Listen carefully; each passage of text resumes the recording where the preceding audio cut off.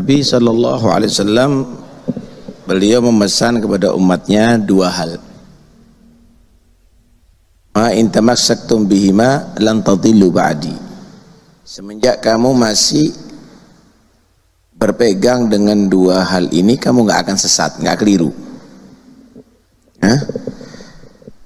Kitabullah wa itrati, Al-Quran dan keluarga Nabi Muhammad SAW.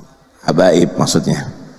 Ada riwayat hadis Kitabullah wa sunnati, kitabnya Allah dan sunnahnya Nabi.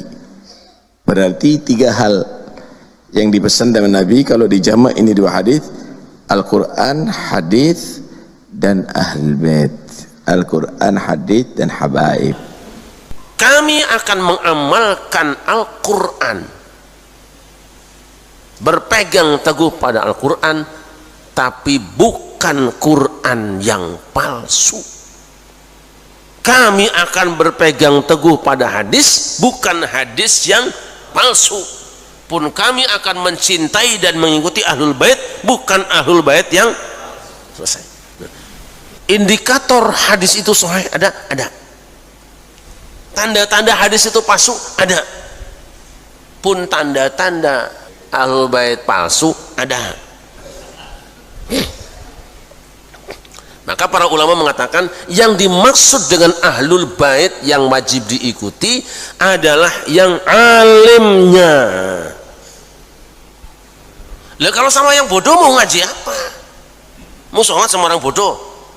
Yang mana? Yang baik akhlaknya dan mencontoh Rasulullah dalam kehidupannya. Wis. Ayo kita lihat, Rasul pernah berdoa, Allahumma ij'al rizqa ali Muhammadin qutan. Allahumma ij'al rizqa ali Muhammadin qutan. Ya Allah, jadikanlah rezeki ali keluarga Muhammad itu hanya pas-pasan. Ada yang gitu sekarang. Keluarga Muhammad itu dalam doa Nabi ini doakan, ya Allah, aku mohon rezeki keluargaku itu pas-pasan saja. Qutan kafafan. Kira-kira doa Rasul dijabah nggak? Jadi kalau ada yang mewah-mewah itu pas nggak dengan doa tadi? Dua, inna la tahillu lana sadaqah. Kami Ahlul Bait, sedekah itu tidak halal buat kami. Tidak boleh, zakat tidak boleh, sedekah tidak boleh. Jadi kalau ada orang minta sedekah itu pas nggak? Ngaku cucu Nabi. Bagaimana pula kalau orang ngambil kotak amal? Saya kemarin dapat laporan dari seseorang, nanti aja kita angkat, videonya ada. Bahwa seseorang itu jadi kaya raya gara-gara kotak amal di kuburan, miliaran.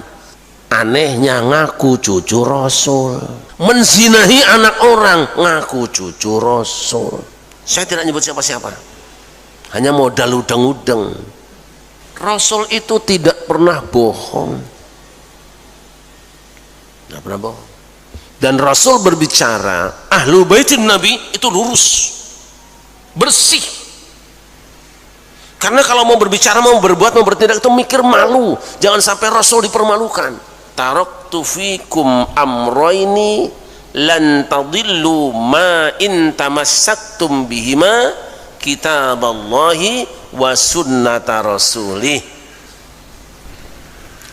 Aku tinggalkan di tengah kamu dua perkara. Selama kamu semua berpegang teguh kepada keduanya, maka kamu tidak akan tersesat selamanya, yaitu kitabullah dan sunnah rasulnya. Nah, udah selesai. Wajib berpegang teguh kepada Al-Quran dan sunnah atau Quran dan hadis. Dua itu pegangan umat Islam garis besarnya. Belakangan, dan sebenarnya sudah lama, saya sempat menyaksikan sebuah video, ya, yang seakan-akan menafikan kewajiban berpegang teguh pada as-sunnah. Karena apa? Ada hadis yang redaksinya sama dengan yang tadi, tapi ujungnya berbeda. Taraktu fikum ma in tamassaktum bihi lan tadillu abadan, kitaballahi wa itrati ahla baiti. Aku tinggalkan di tengah kamu sesuatu yang jika kamu berpegang teguh kepadanya, kamu tidak akan tersesat selamanya, yaitu kitabullah dan itrahku, keluargaku. Yang benar ini. Bagaimana masalahnya? Baik, Allah. Saya sudah sering menyampaikan bahwa jaminan pasti selamat yang pernah diucapkan Rasulullah bukan cuma itu, tapi memang yang terus mengemuka cuma itu.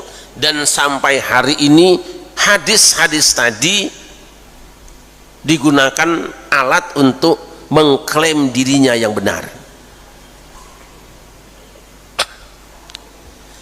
Kitab Allah wa sunnata rasulih dipegang oleh sekelompok umat Islam, mayoritas umat Islam berpegang teguh kepada Al-Quran dan Sunnah. Karena berpegang pada Sunnah, maka mereka menjadi ahlus Sunnah. Nah, yang wa'itrati ahla baiti itu mengikuti Quran dan ahlul bait, makanya dikenal madhabnya madhab ahlul bait. Madhab ahlul bait itu adalah Syiah.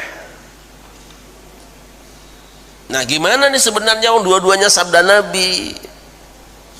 Ini dua kelompok ini tarung terus. Yang ini bertahan dengan sunnahnya, yang ini bertahan dengan ahlul baitnya, tidak selesai-selesai.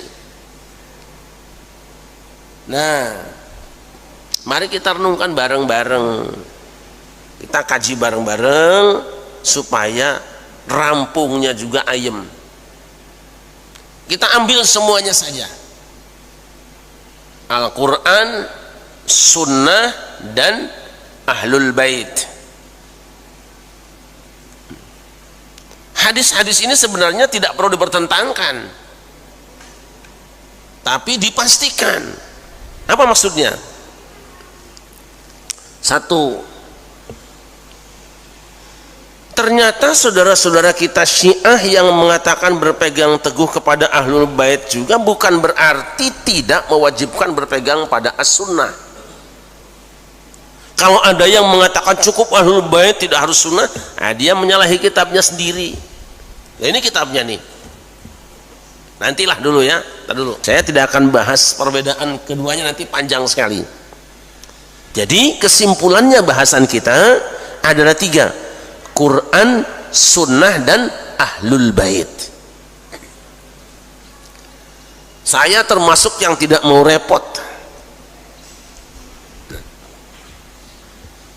Enaknya begini, benar kita wajib berpegang teguh pada Quran, benar. Benar kita wajib berpegang teguh pada As-Sunnah, benar. Benar kita wajib berpegang teguh pada Ahlul Bait, ya. Tentu harus ada kepastiannya. Mengapa? Dulu Al-Quran pernah ramai, banyak orang yang melaporkan ini ayat Quran, ini ayat Quran, ini ayat Quran. Tapi para ulama punya rumusan. Kapan sebuah bacaan itu dianggap sah sebagai Al-Quran? Itu diuji dengan 3 persyaratan. 1, riwayatnya sampai kepada kita secara mutawatir, informasinya itu mutawatir. Yang kedua, sesuai dengan salah satu wajah di dalam ilmu nahwu, dalam bahasa Arab, sesuai dengan kaidah bahasa Arab. Dan yang ketiga sesuai dengan Rosam Utsmani. Ini nanti kita punya bahasan tersendiri tentang ini. Tiga ini begitu dilaporkan ada tulisan bahwa ini ayat Al-Quran, ada bacaan bahwa ini adalah Al-Quran, diuji oleh para ulama. Jadi Quran itu banyak dulu itu. Kesimpulannya apa? Dengan persyaratan yang dibuat para ulama tadi, akhirnya disimpulkan oleh Ibnu Mujahid bahwa qiraat yang dianggap sah adalah qiraat jumlahnya ada 7 yang kita sebut dengan qiraat sab'ah. Bacaan yang lain stop, walaupun itu teks ayatnya ada di dalam Sahih Al-Bukhari, tetapi karena ada persyaratan lain yang tidak masuk, yang bacanya cuma 2-3 orang, tidak mutawatir atau tidak sesuai dengan bahasa Arab, atau tulisannya tidak sama dengan standar Rosam Utsmani, maka ditolak kequranannya. 7 qiraat dengan masing-masing 2 riwayatnya. Berkembang kemudian pada zamannya Ibnu Jazari, bukan 7 lagi, setelah dikaji ulang seluruh dunia riwayat-riwayat orang yang baca Quran di mana-mana, yang bisa dibenarkan ada 10 qiraat, al-qiraatul ashr. Dah selesai. Jadilah diantaranya Al-Quran ini, dulu Al-Quran bukan cuma segitu, beredar banyak bacaan, walaupun sahih tapi ahad, tidak mencapai mutawatir, ditolak. Nah diantaranya bahasannya ini Asy-Syabahat fil Qiraat, ini membahas bacaan-bacaan yang tidak diterima Quran, padahal juga ada di kitab hadis sahih. Nah kita boleh baca surat Asy-Syamsiyah, surat Al-Lail,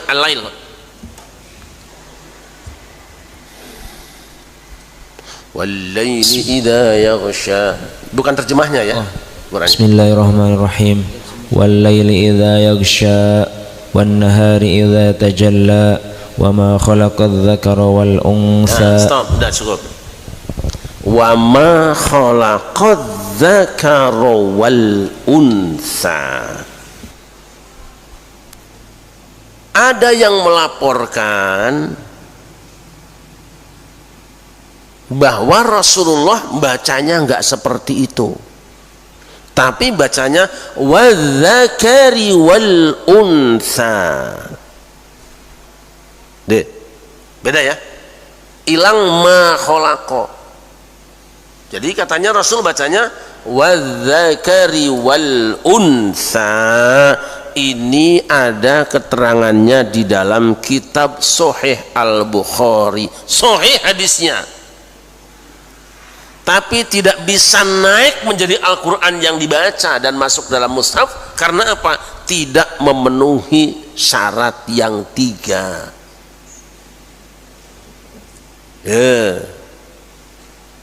Jadi harus diuji dulu kebenarannya. Jadilah kita membaca salah satu di antara qiraat 7 yang kita ambil adalah riwayat Hafiz dari Imam Asim. Jadi jangan dianggap Quran ujuk-ujuk kayak gini saja sampai kita, anda diuji dulu.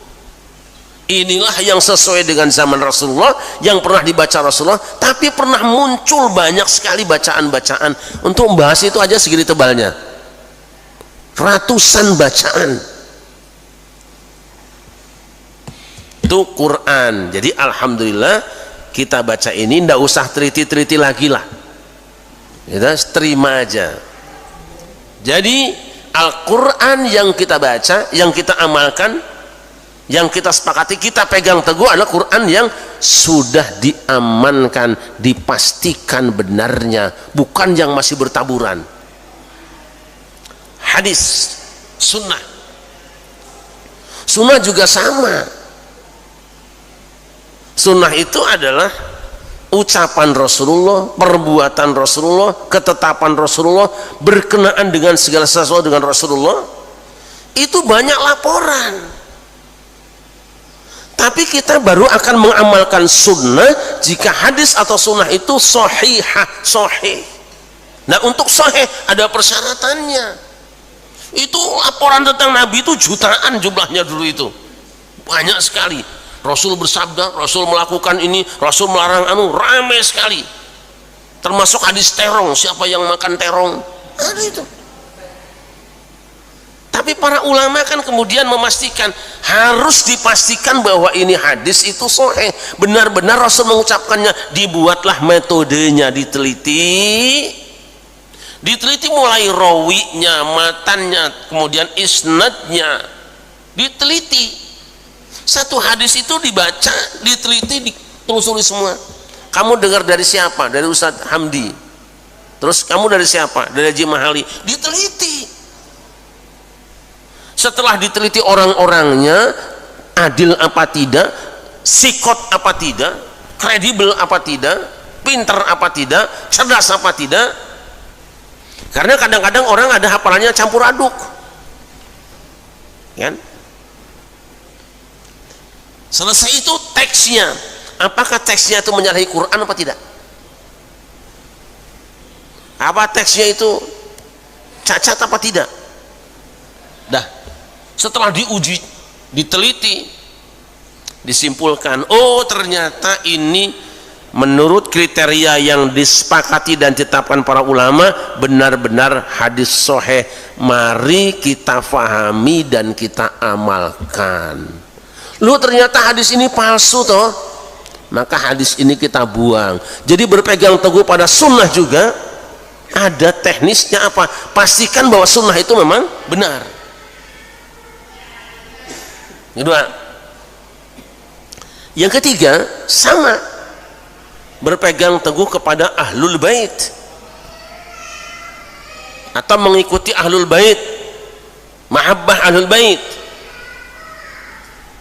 Umat Islam sepakat mencintai ahlul bait itu wajib, walaupun nanti berbeda siapa yang dimaksud dengan ahlul bait, tapi memang mayoritas berpendapat bahwa masih dikategorikan dzurriyyah ahlul bait adalah cucu Rasulullah dari Al Hasan dan Husain atau dari Ali bin Abi Thalib. Tapi apakah setiap orang yang melaporkan bahwa ini cucu Rasulullah itu diterima? Tidak, harus diteliti dulu. Ya kayak hadis tadi itu, teliti dulu. Karena apa? Lalu kalau semua orang ngaku diterima, ya rusak. Asal hidungnya mancung, badannya jangkung, gitu kan. Ada, lalu ngaku cucu Rasul, cintai saya wajib diteliti. Nah, sejarah mencatat banyak orang yang menisbatkan kepada Rasulullah tapi bukan. Ya memang karena kita selama ini tertidur pulas, jinak bobokan, dan pikiran kita itu kalau cucu Rasul itu mesti pakai udeng-udeng itu cukup cirinya. Tidak ingat bahwa di Timur Tengah itu udeng-udeng itu bukan spesial cucu Rasul. Gitu. Lalu ketika ada orang yang mencoba menganalisa nasab silsilah seseorang, itu kita nolaknya pakai udeng-udeng. Dia kan pakai udeng-udeng. Dia ngajinya selawatnya bagus, bukan itu masalahnya. Benar kata orang, supaya kita tidak salah mencintai, Rasul perintahkan mencintai ahlul bait, kita punya cinta akan kita tumpahkan ke dia, tapi pastikan bahwa pengakuannya benar. Gitu loh.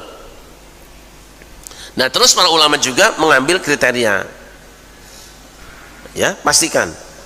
Ketika ada pendapat bahwa ini adalah mazhab ahlul bait, kita teliti apakah benar seperti itu fikihnya ahlul bait. Kita teliti, tidak apa-apa, boleh. Penisbatan pendapat itu kepada ahlul bait benar apa tidak, itu penting. Nah itu sebenarnya sebab kita tidak mau baca Quran tapi Quran palsu, kita tidak mau mengamalkan hadis palsu, pun kita tidak mau mencintai ahlul bait tapi ahlul bait itu masalahnya. Yang tahu ini benar apa tidak ada ahlinya semua. Nah kita orang awam nggak usah ikut campur lah, nggak usah campur. Ada dewek-dewek ahli ini, saya tidak percaya dengan ini, ya diskusi. Ya, nggak mungkin lah masa firman Allah kayak gini, teklor ini. Diskusi kepada ahlinya. Hadis ini nggak mungkin dhaif, ini pasti sahih. Real. Ini sisanya pasti benar. Ayo diskusi, debat terbuka kalau perlu. Itu seperti itu. Jadi jangan pertentangkan antara sunnah dengan ahlul bait. Tidak ada pertentangan. Ada memang persoalan. Indikator hadis itu sahih ada. Tanda-tanda hadis itu palsu ada. Pun tanda-tanda ahlul bait palsu ada. Maka para ulama mengatakan yang dimaksud dengan ahlul bait yang wajib diikuti adalah yang alimnya. Lah kalau sama yang bodoh mau ngaji apa? Mau sholat sama orang bodoh? Gitu loh. Yang mana? Yang baik akhlaknya dan mencontoh Rasulullah dalam kehidupannya. Wis. Ayo kita lihat Rasul pernah berdoa, Allahumma ij'al rizqa ali Muhammadin qutan. Allahumma ij'al rizqa ali Muhammadin qutan. Ya Allah, jadikanlah rezeki ali keluarga Muhammad itu hanya pas-pasan. Ada yang gitu sekarang?